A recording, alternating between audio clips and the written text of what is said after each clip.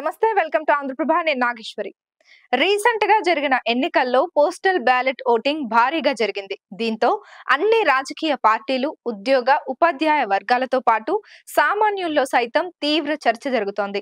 Postal ballot ఓట్లు ప్రభుత్వానికి వ్యతిరేకంగా ఉంటాయని, ప్రతిపక్షాలకు అనుకూలంగా ఉంటాయని రాజకీయ పార్టీల నేతలు చర్చించుకుంటున్నారు. కాగా ఎన్నికలు దగ్గర పడుతున్న సమయంలో ఉద్యోగులు తమ సమస్యలపై ప్రభుత్వంతో జరిపిన చర్చలు సఫలం కాకపోవడం కూడా వారు ప్రభుత్వానికి వ్యతిరేకంగా ఉన్నారనడానికి ఒక కారణమని రాజకీయ విశ్లేషకులు చెప్తున్నారు. పోస్టల్ బ్యాలెట్ లో మెజారిటీ వస్తే ఈవీఎంలో లెక్కింపులో సైతం ఆ పార్టీకే మెజారిటీ వస్తుందని భావిస్తున్నారు. కౌంటింగ్ రోజున ముందు వాటిని లెక్కిస్తారు. గత ఎన్నికల్లో పోస్టల్ బ్యాలెట్లు చాలా నియోజకవర్గాల్లో మెజారిటీలను శాసించి ఫలితాలను కూడా తారుమారు చేశారు. దీంతో ఇప్పుడు అందరి చూపు వాటిపై పడింది. 2014 ఎన్నికల్లో పోస్టల్ బ్యాలెట్ లో టీడీపీ అభ్యర్థులు మెజారిటీ పోస్టల్ బ్యాలెట్ ఓట్లు పడ్డాయి. అప్పుడు టీడీపీ అధికారంలోకి వచ్చింది. 2019లో పోస్టల్ బ్యాలెట్ లో వైసీపీ మెజారిటీ సాధించింది. తదుపరి వైసీపీ అధికారం చేపట్టింది. ఇప్పుడు 2024 సార్వత్రిక ఎన్నికల్లో పోస్టల్ బ్యాలెట్ కు మరింత ప్రాధాన్యం ఏర్పడింది. ఎన్నడూ లేని విధంగా ఈసారి జిల్లాల్లో అత్యధిక శాతం ఉద్యోగులు పోస్టల్ బ్యాలెట్ ద్వారా తమ ఓటు హక్కును వినియోగించుకున్నారు.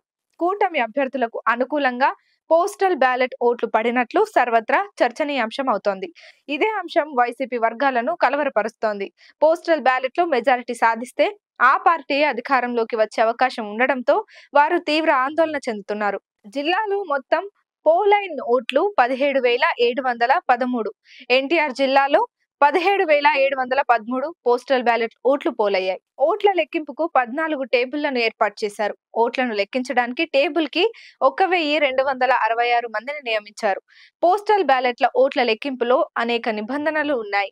గెజిటెడ్ సంతకం, సీల్ ఉంటేనే ఆ పోస్టల్ బ్యాలెట్ ఓటు చెల్లుతుందని, దీంతో చాలా పోస్టల్ బ్యాలెట్ ఓట్లు చెల్లకుండా పోతాయన్న ప్రచారం సాగుతోంది. అయితే ప్రతిపక్షాలు ఈ విషయాన్ని ఎన్నికల కమిషన్ దృష్టికి తీసుకెళ్లి అన్ని ఓట్లు చెల్లే విధంగా చూడాలని విన్నవించాయి. కేంద్ర ఎన్నికల కమిషన్ అన్ని ఓట్లు చెల్లే విధంగా చూడాలని స్పష్టత ఇస్తూ అన్ని జిల్లాల కలెక్టర్లకు ఆదేశాలు జారీ చేసింది.